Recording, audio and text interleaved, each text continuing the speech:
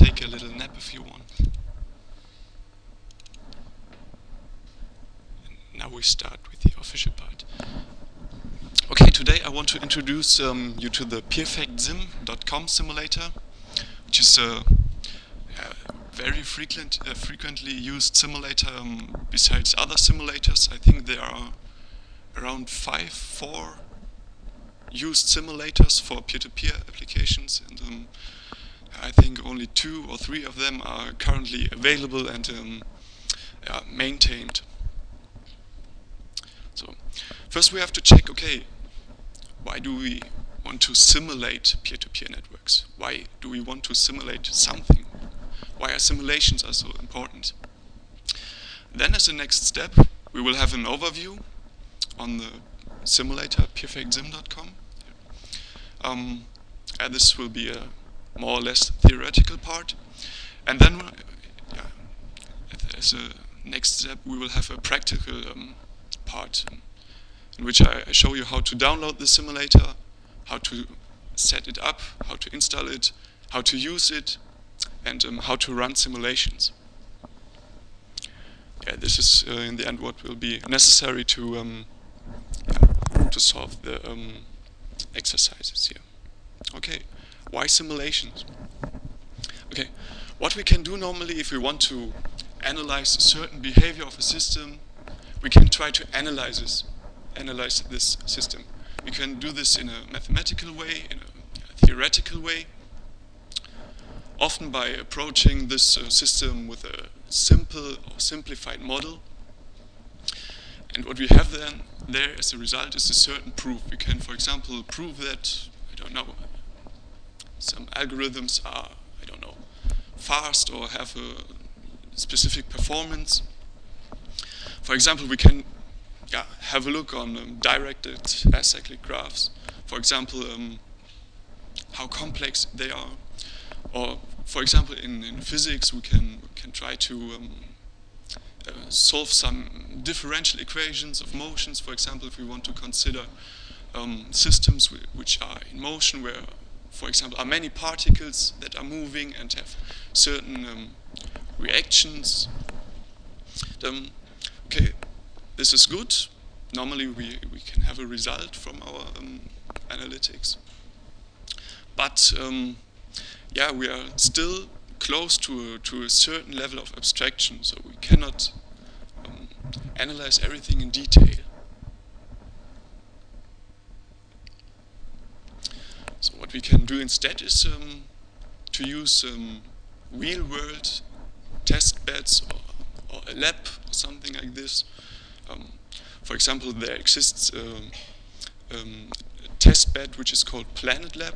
There you can deploy your own code and run it on real machines. So I think this is a collaboration of many systems, of many real nodes in a network. What you can test there, for example, is many different stacks. For example, the IP protocol, the TCP, UDP protocol. You can run your own application. And, the benefit is here that you can test real code. And what you have then is a certain realistic behavior. This has some drawbacks. If you now have different machines and you want to run your code on different machines, somehow you want to gather the results in the end. You want to work with the different machines, but they are not all located in one place, but all over the world. So you have to find a way somehow to have your real code in one place and test it there. For this reason, you can consider simulations. This is more advanced to the normal analytical model, to the analytical results, because you can test your own code again.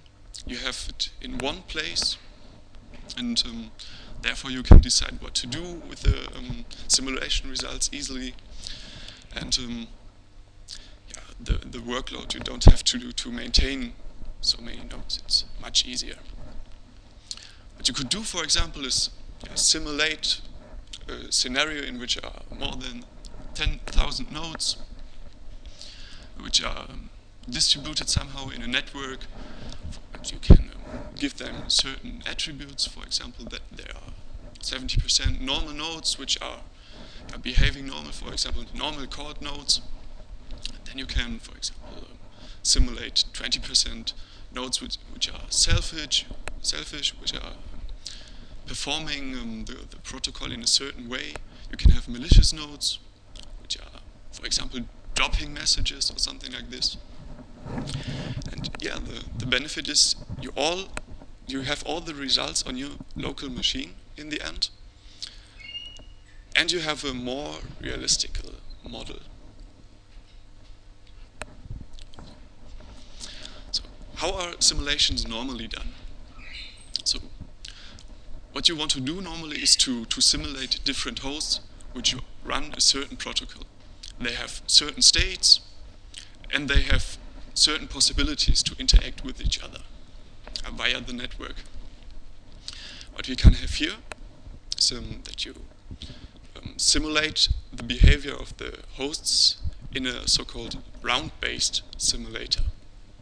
In a round-based simulator, each host is doing something in a round, and the effects are not clear during the round. And then, if you consider the if you consider the next round, then all the events that had taken place are then lead then to a certain effect. So it might be, for example, that you have two neighbors here which are communicating, and then in the next round they are moving, and in the third round they are moving again. So all the effects take place in a certain round. And this is not very realistic, and this is not so good, but it is very easy to implement.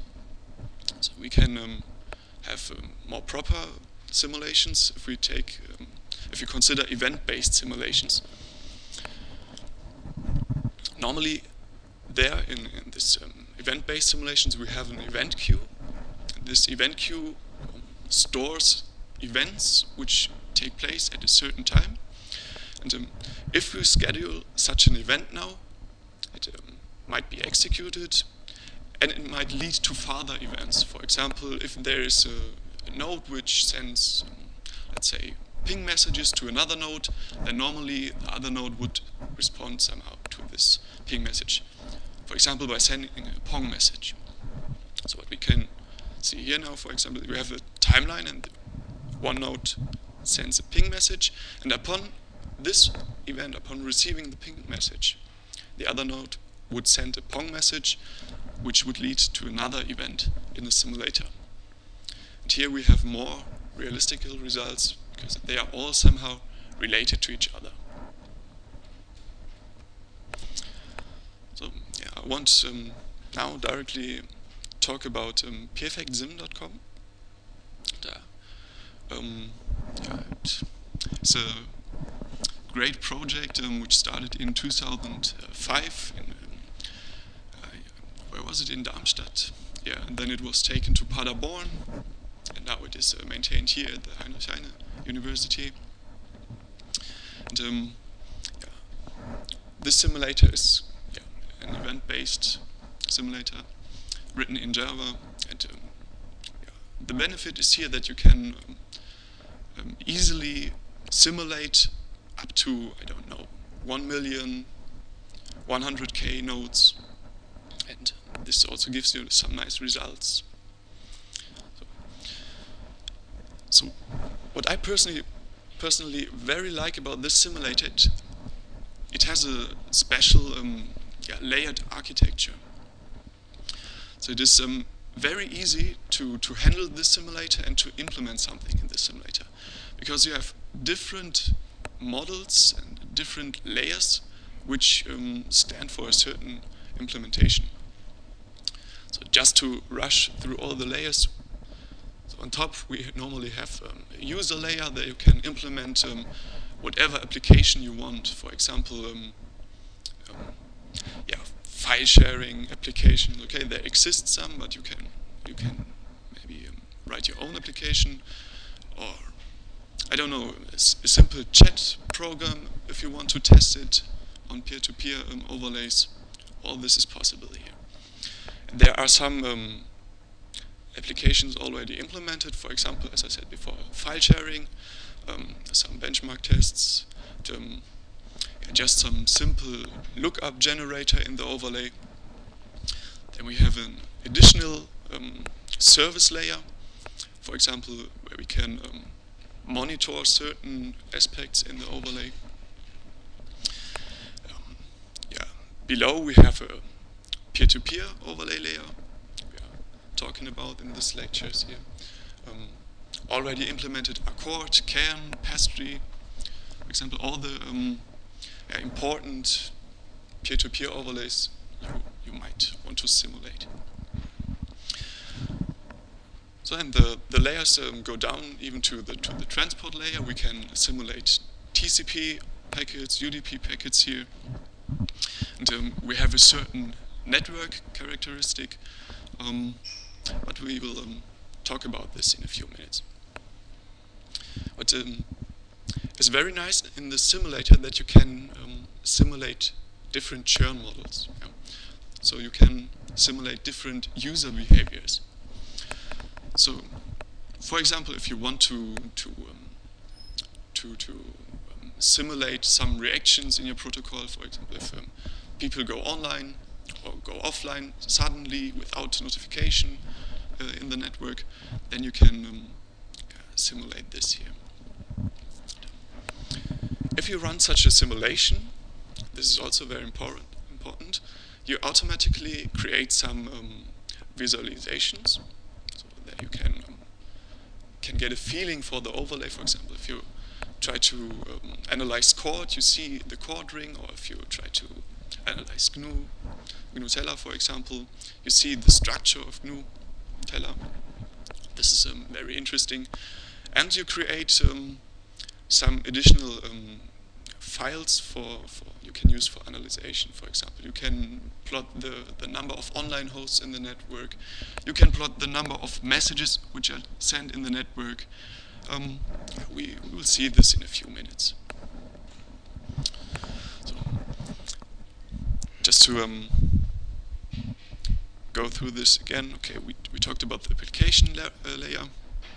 So we have some implementation, the file sharing, the lookup generator. I told you about this before. As I told before, okay, the service layer is optional. For example, if you want to test some kind of replication mechanism, for example, PAST. We heard about this before, or some other monitoring approaches. For example, the push sum protocol. I think you have heard this in the lecture. No? Oh. This is interesting. So then I don't want to talk about this now. So, yeah, the overlay layer, this is what you already talked about. For example, you heard about Chord, you heard about Kademlia, Pastry, about Cairn. And yeah, it is very nice because you can easily change the different overlays and even use them with a certain application. You just have to exchange the layer you want to exchange. On the network layer, okay, to tell you more about this, there you can simulate different behaviors. For example, you can simulate packet loss or no packet loss. You can use churn or no churn. You can vary the latency. For this reason, yeah, we have to introduce the global network positioning.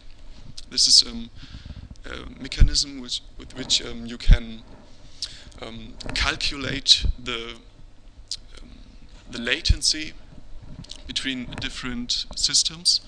Yeah, it is simply done by giving a system or a certain node positioning in a map with coordinates, and the distance between the two nodes or two systems now can be used to calculate the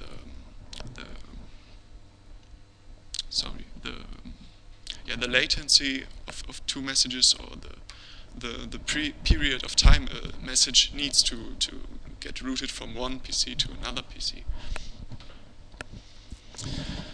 Yeah. This is just an overview over the network layer, which is configurable. We will see this later in a practical approach. And, what we have then is here kind of visualization. If we run the simulations, here I think we have a chord overlay. This is nice to see. We will see it in a minute. And okay, what is really important is that we can use some analyzers. For example, as I said before, if you want to see the number of nodes which are in the system, or if we want to keep track of the messages which are sent around, if we want to know how many messages are sent, which kind of messages. This will be shown now in a practical approach.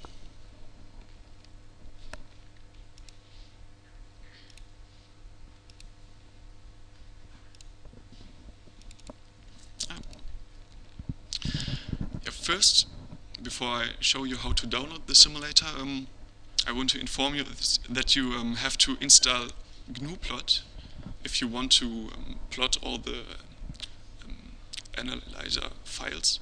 In Debian or Linux, Mint normally, or in Ubuntu, you can normally do this by typing in sudo apt -get install and then GNU-plot.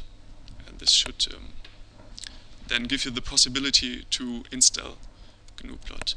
What you can do with GNU-plot is, maybe some of you know, but it is very interesting. You can produce, for example, in your simulations, such a file. Here I give you an example of a harmonic oscillator. So it's a spring pendulum. It is taken from a physics course. What we want to obtain here is the position of the pendulum for a given time and the velocity of the mass point of the pendulum for a given time. And then here even we calculate the total energy of the system. For example, it is the kinetic energy and the potential energy. So for this reason we have here certain columns, which is normally on the left the time, here in small steps. And then, for example, we have the position here in the next column. We have all the points for the velocities in the next column, and we have the energies in the next column. So, just to show you such a GNU-plot script now. Normally you set up a specific terminal you want to use. In this situation here, we want to produce PNG files with a certain size. We want to give our output a name. Here it is called plot PNG, so we want to produce an image. And what we want to do in the end here is use GNU-plot with the command plot. Then we give the parameter, so the file we want to plot. Here we have the Euler.dat we want to plot, and we can specify the columns we want to use. For example, if you want to use on the x-axis the time, we can use the first column, and on the y-axis, for example, we want to draw the position of the pendulum, and we can use the second column here. So we give them. This is the title X, the position. Then we use this file again, this time with other columns. Here we draw the velocity, in short form V. And we use this file again to plot the energy. And if I run GNU-plot now, I've created a script. So it creates us a PNG file. And there we can see, okay, this is the output for a harmonic oscillator. We see in the red dots here is the position of the pendulum. We have the velocity of the pendulum, which is very interesting. For example, if the where are we here? For example, if the pendulum, for example, has reaches the position reaches its maximum, then we have no velocity here, and the energy is conserved in this example here. So then I want to show you how to download the simulator. Of course, for this I have a script, but no internet. Okay.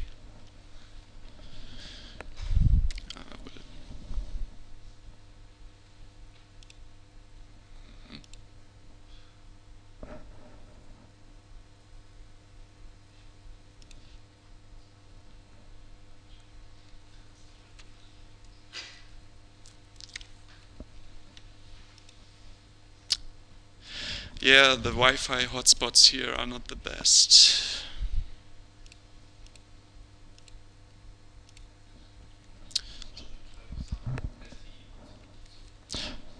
Yeah, if it works, so maybe I have some. Okay, I have some connection here. Okay, first I show you the Google site. Okay, if you use Google, for example, I don't want to make some ads here, but you simply have to use, you have to search for PeerfactSim.com, and it should be the site from Google itself where you can download the simulator.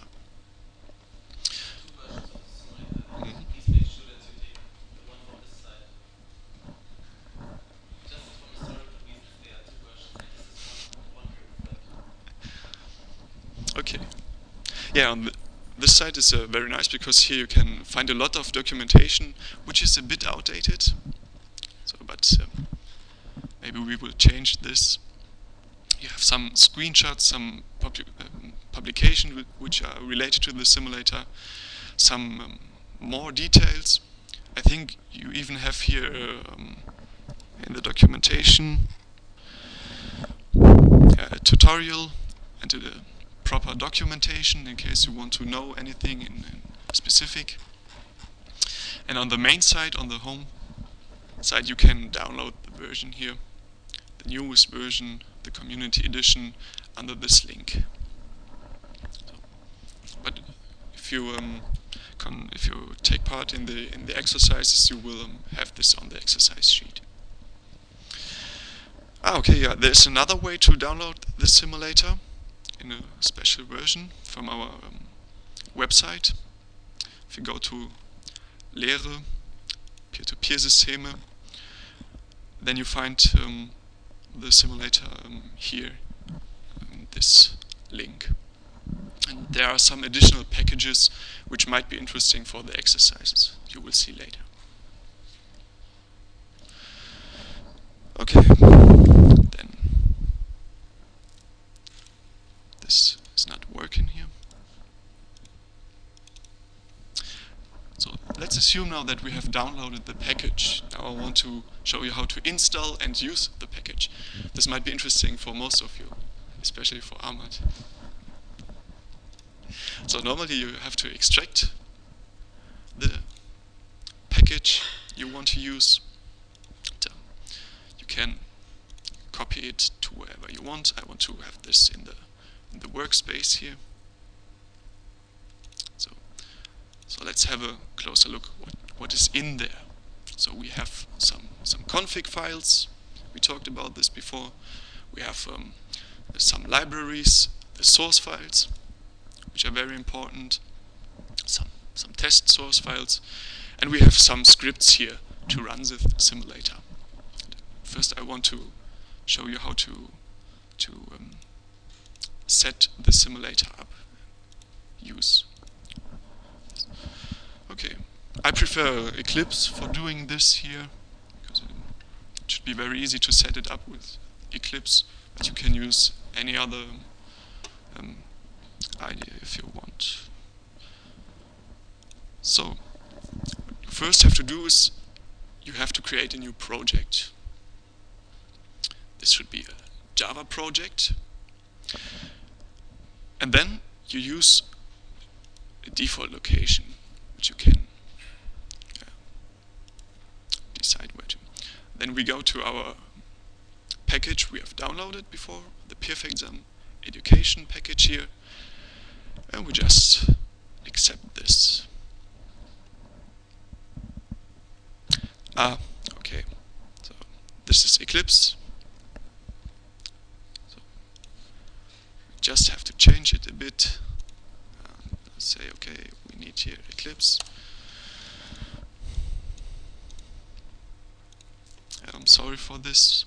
So again, we can create a new project, the Java project. We don't use the default location.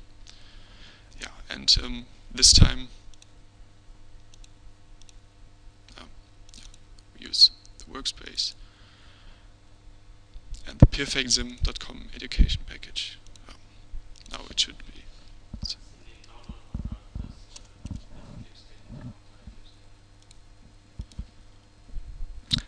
Okay. I see. Okay. Thank you for this. Just, if you have too many files here and only a small screen, it's a bit confusing. Yep, this time. I have the workspace, Eclipse, and now we use this. Okay, and then, okay. We can finish this part. And our simulator should be ready. Okay.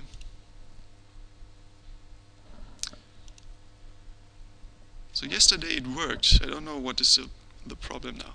Okay. But now we see at least the source files here on the left. We see the different packages we want to use. We have the Perfect package and the API. And some implementations. So what we would use normally is then we would try to run the simulator. For this, we simply choose to run it as a Java application. So now he's searching for the main types, and if it is searching for the main types, normally you want to visualize something, then you can use here, in this case, the GUI runner. By the name you can. But okay, this time he's not able to find this part here. Very nice. So yeah, this is my own version.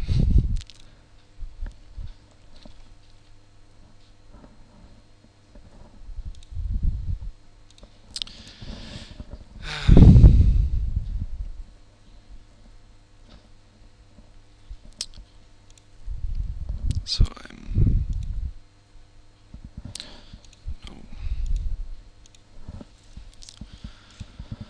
so this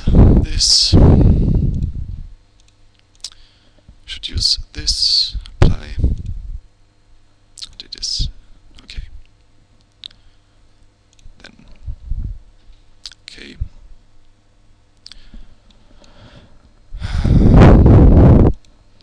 Yeah, okay, maybe I can show it in another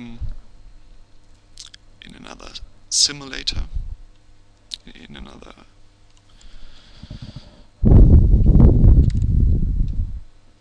okay. Let's set up this part here. Okay, here we have this part.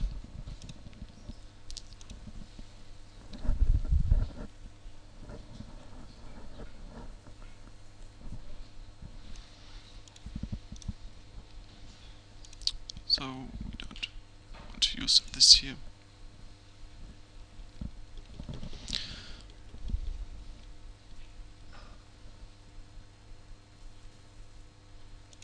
Okay. So just let me copy this into my workspace, Eclipse, I don't want to use it here. Yeah, I've tested this a few times, but still.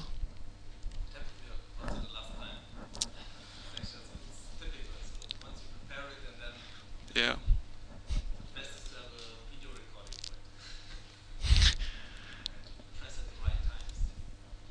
To press in the right times. But this doesn't make fun, and no, this is not the right approach. Okay, so but now hopefully I have it here. PeerfactSim, Common Education. Okay. Yep. Ah, it's working.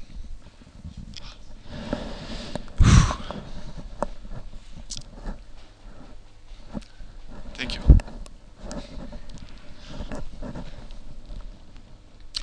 So yeah, be sure that you don't make these mistakes.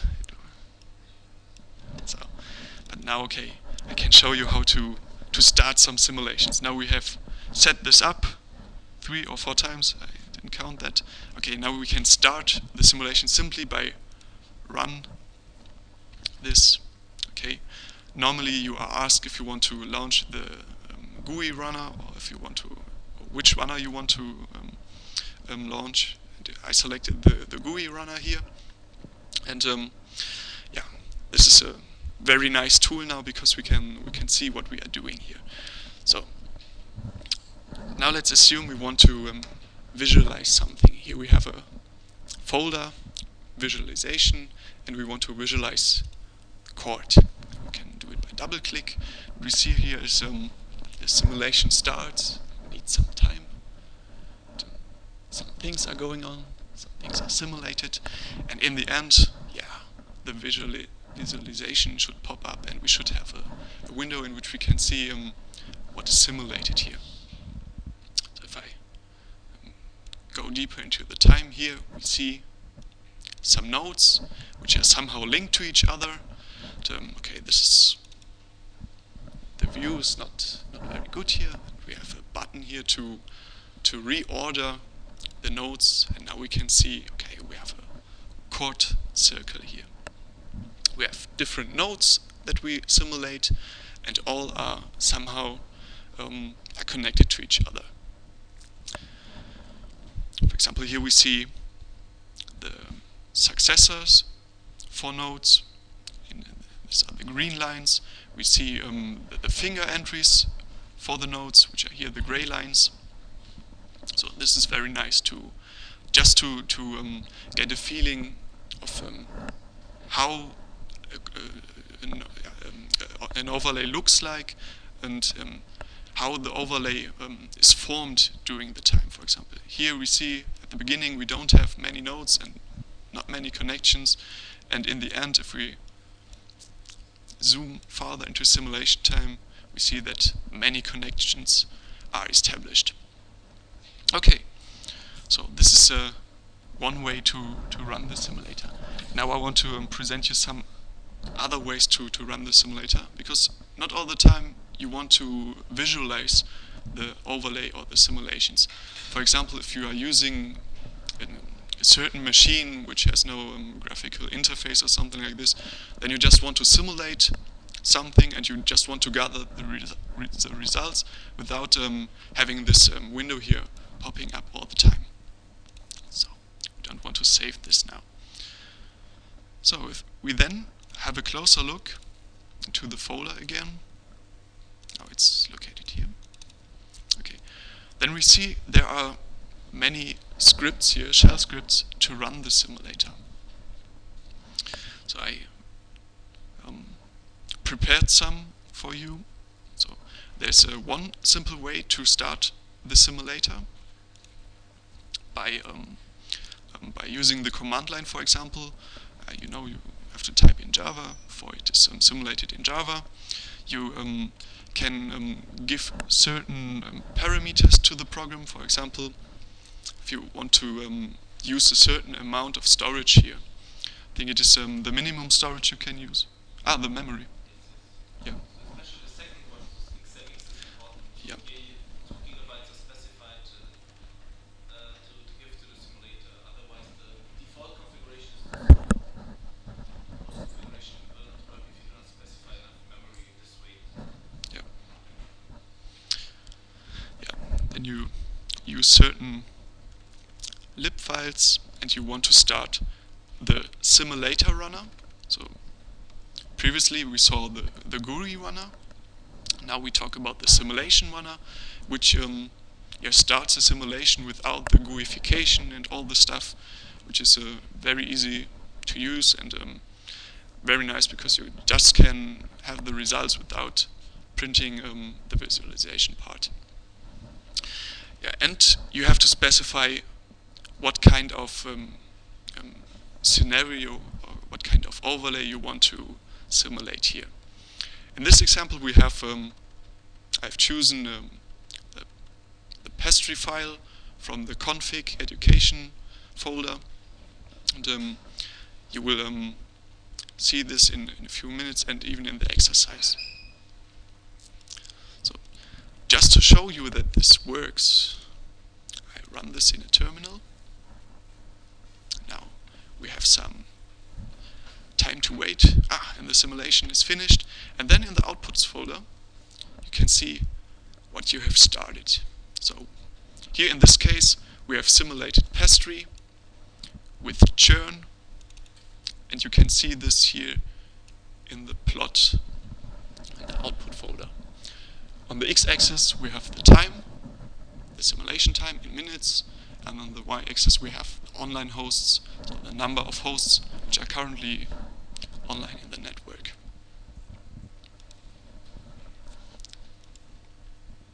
So I hope this gives you a small feeling for how to run simulations and where to find the results in the end. Now I want to have a closer look into the configuration files because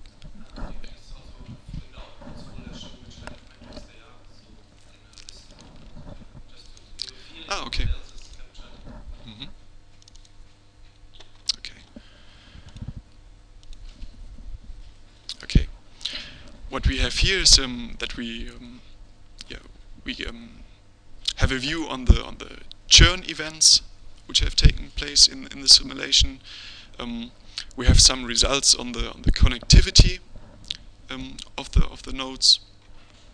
We have results for the DHT overlay. For example, if we start lookup operations, or if we store something in the DHT, if we retrieve some information from the DHT, then this part can be found here in the DHT overlay. This is pretty much. Then we have, on the other hand, the KBR overlay, which should be wasn't. More generalized than the DHT. Yeah. It's very similar. Okay. So these output metrics are ordered by the layer. So if you are looking for a DHT overlay, then you support, for example, then DHT analyzers tell you how to perform. If you're looking about the network usage, then the networks then might tell you how to work. So in exercise, if you have to deal with overlays, then most probably you will have to have a look at the DHT overlay. Yeah. Yeah, you have certain results on the network layer. For example, messages which are sent around, messages which are coming in, messages out. Online hosts on the network level. It might be that they are that the node, for example, is offline in the overlay. For example, in court, that the node is not participating in this overlay, but it might be online on network level. You can find this here. You have an overview over the operations which are started, which are finished, and the same for the transport level. So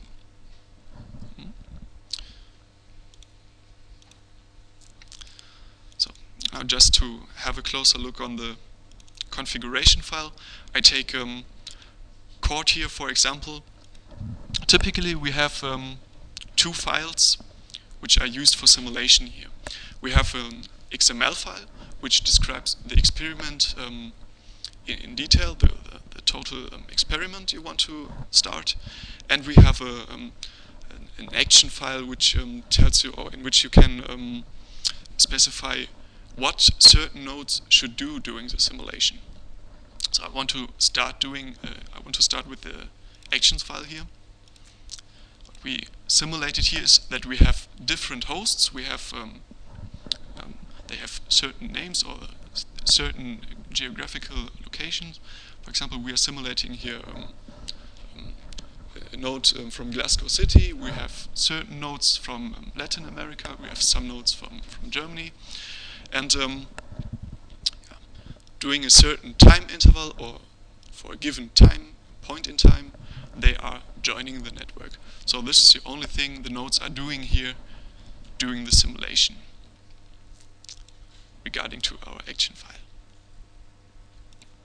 So, in the associated XML file, we can see now the setup of the experiment. Normally this XML file starts with some default variables you want to set for this simulation and you want to use in this configuration file.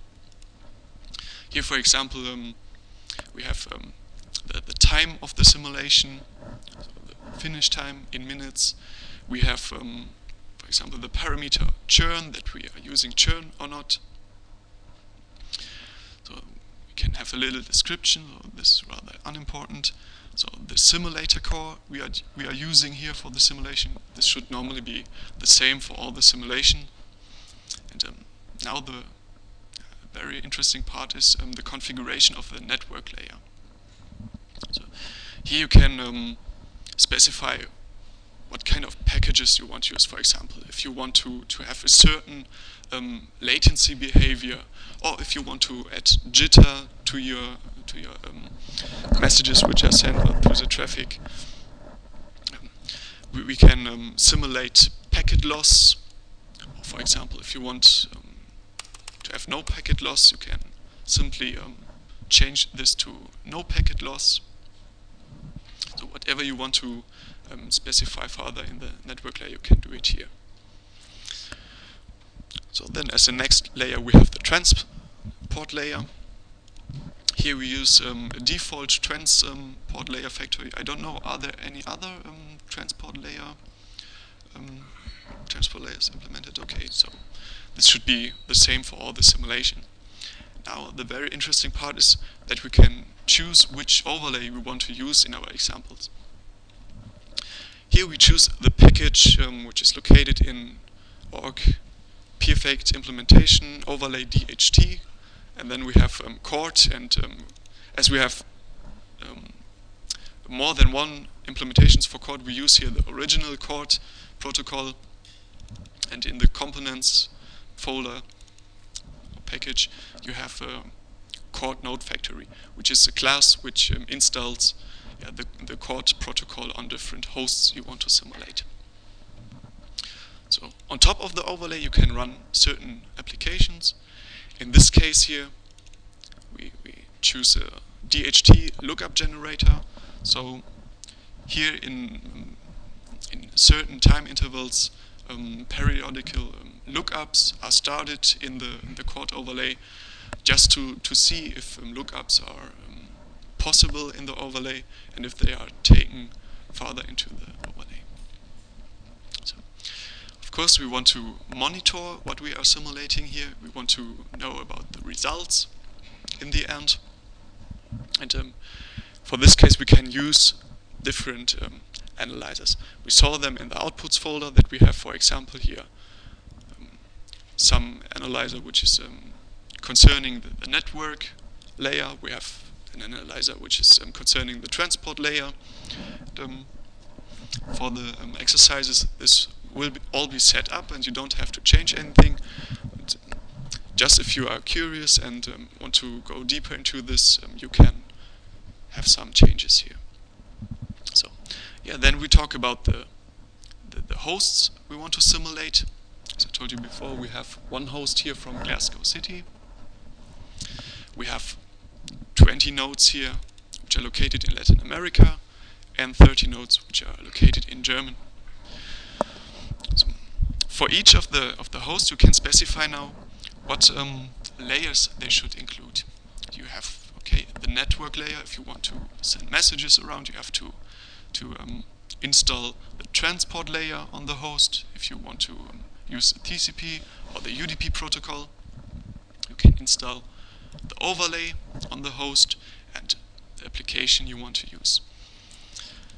Furthermore, you can change the properties of the host, or you can set some properties. In this example here, we enable churn for all the nodes, so that we see some user interaction in the overlay. So, another important class is, I just want to talk about this, it's the global oracle. Here you can find all the nodes gathered in a simulation, and you can use this class to have access to these nodes you simulate.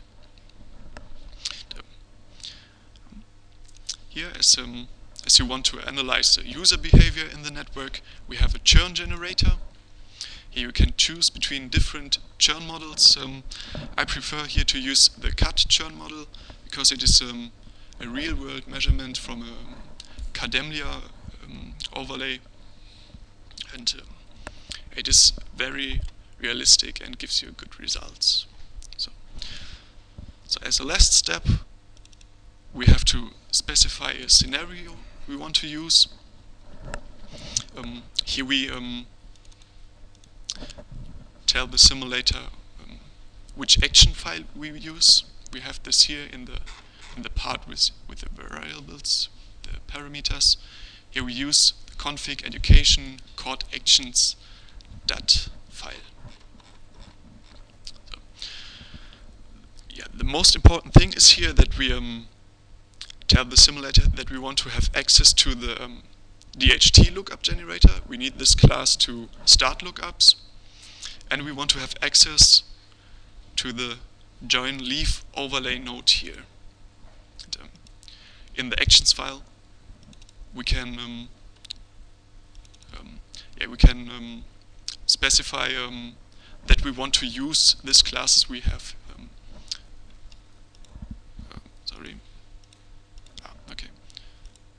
That we want to use these classes here, we have written down here.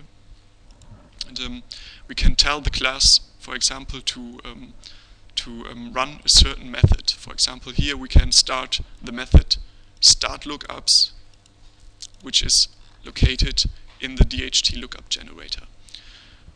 Or, for example, we can execute to a given point of time the join method, which is located in the join leave overlay node.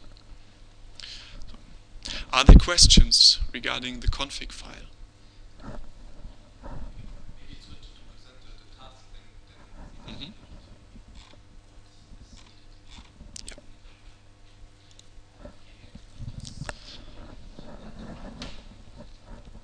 This stat file, the action file.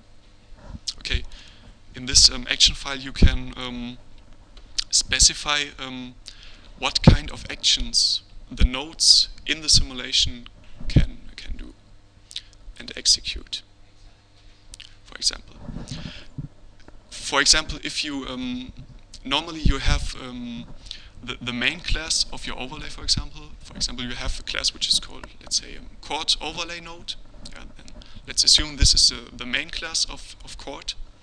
Then in this class you can have a method for joining the network, which is, let's assume it is just called join. Yeah. Then, in this action file here, you can directly access the join method doing simulation. Mm-hmm. So I can. So if you don't have an action specified, then you just set up the nodes of the layers, but they do nothing. Yep. So the first things you have to tell them is join the network. Then once they all joined, then you tell them start some lookups. Okay.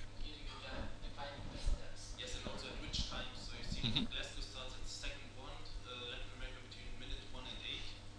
Also Germany, and then minute 20 when they start lookups. Yep. Okay, yeah, just to give you an example, I want to show you a simple overlay here, which is just a star topology. So there's a node in the middle, and the other nodes which are joining the network try to send ping messages to this node in the middle all the time, and they wait for a pong message. So this will also be considered in the exercise. And here, for example, we see that all the nodes join in a specific point of time. And we can find this join method in the overlay. If we go down to source, implementation, overlay DHT, then you find here an overlay which is simply called star or edu star.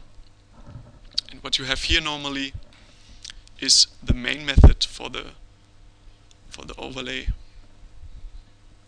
Here in this example, the star node. And here you can see, as nodes should join the overlay in a certain time, you have here the join method, and this method is called during simulation if you want to do this, and if you specify this in the application file. Okay, then I want to show you the exercise for next week, which is related to the simulator. Okay, I hope one can see this. It's, yeah, I have to zoom in. Okay, yeah, first you should install and download the simulator. Again, here we have the website where you can download the simulator, and I hope this video helps you to install the simulator, or shows you how not to install it. Okay, the first thing is that you should visualize chord here. There are certain files which you can find in the config folder, in the visualization folder. Here you should just simulate the chord XML file, the experiment with chord. You should do some changes here. You should change the churn which is applied here to the nodes, and then you should inspect the simulation result. So I showed you the output folder. There you can find the results of the simulation. You should have a look at the number of nodes in the simulation. How does the number change during the time? So this should indicate if you have selected churn or not. Then you should consider how many lookups are initiated, what is the maximum, the minimum, what is the average hop count, the median hop count, and what kind of overhead is the overlay producing. So in terms of messages or bytes which are sent over the network. So as a next step, you should compare chord to pastry. Therefore, you should run different overlays, and have a look at how do they behave, especially in terms of messages. So how many messages are sent around in the chord overlay, how many messages are sent around in the pastry overlay, and then you will observe something, and this should be described in task B. So the last task here, the last problem is I briefly showed you the star overlay, and you should use this overlay here to get a feeling on how to create an own overlay and how to simulate an own overlay, or how to build an application and how to analyze your application.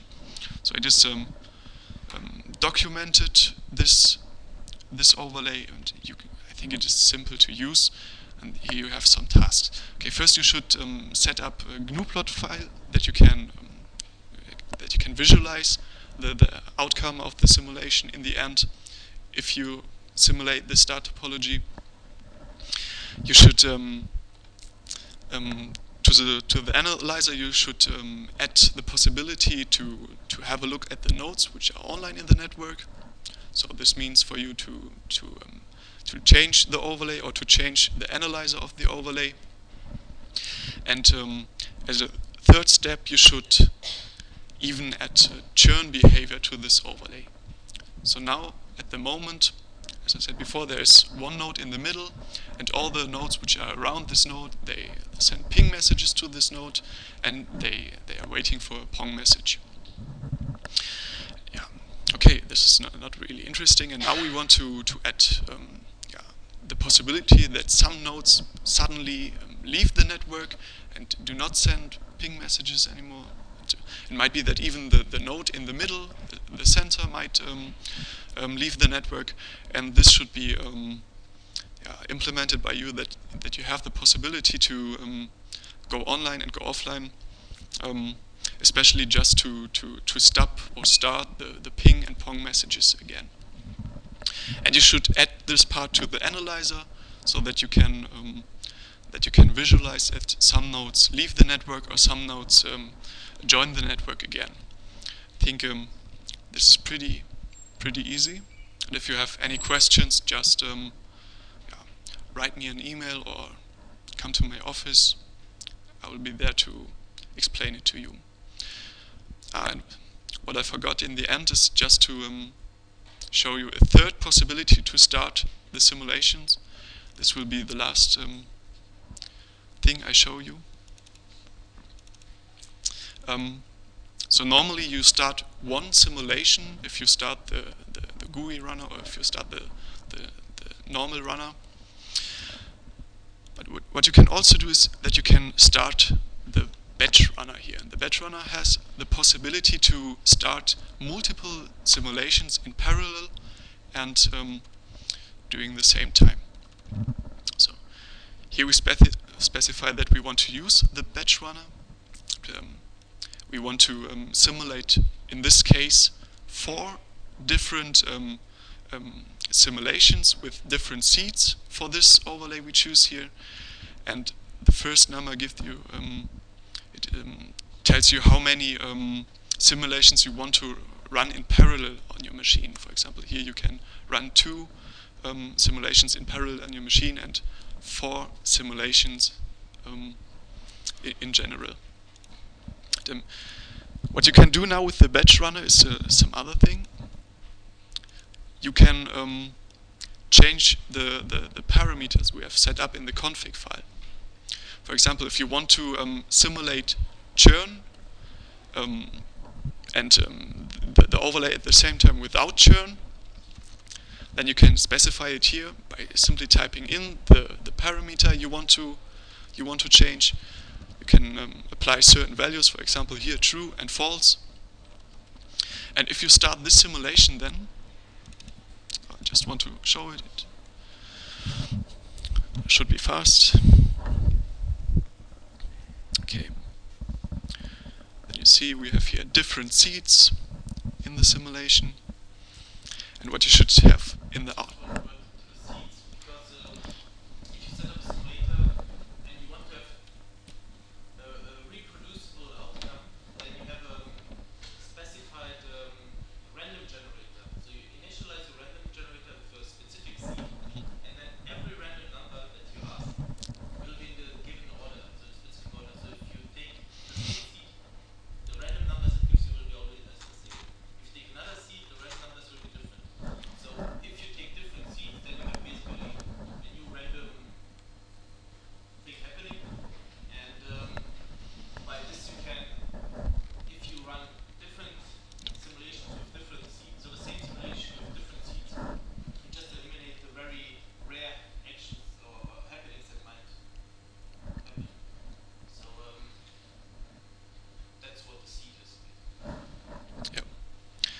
So normally if you run just one single simulation, you have your normal output here in the output folder. But if you simulate different simulations with different seeds, you here now have the average of all the simulations. And the average, or let's say you have all the different kinds of simulations you have simulated here in one output file. For example, we selected here for the churn parameter the values true and false. Okay, you still have the outcomes of the experiments here for the different simulations. You can see which seed you have used here. So again you have the outcome of the simulation. If you are using different seeds, for example, you have second seed here tested, or fourth, or fifth, then here you would see the average number, the average result of all the simulations. So, and one level above this, you have all the simulations combined. So, for example, that you let's choose one with color. So here you can see you have the results for when you have selected churn, or if you have selected no churn, the green line. So, are there any questions? Open issues? Functions for the DAT file, the actions. How do you find it? Is only this what's called this file that you showed? Okay. So the question was, to go through this, the functions in the action file, where are they specified? Okay, they are always specified in the class you introduce here to the simulator. So in the last part here, in the scenario part, you can choose a component class you want to use during the simulation. So this is a class you can directly access during simulation in this action file. Or if you have further classes, you have here additional classes which you can use in the action files. So the the methods you are you want to execute here in the action file are always inside of the classes you describe here in this last part of the file. Yeah. So for example, you have here the two classes, the lookup generator, and you have here the join leaf overlay node. And typically those classes provide the methods you can use here in the action file. So the method should be implemented in both of the two classes.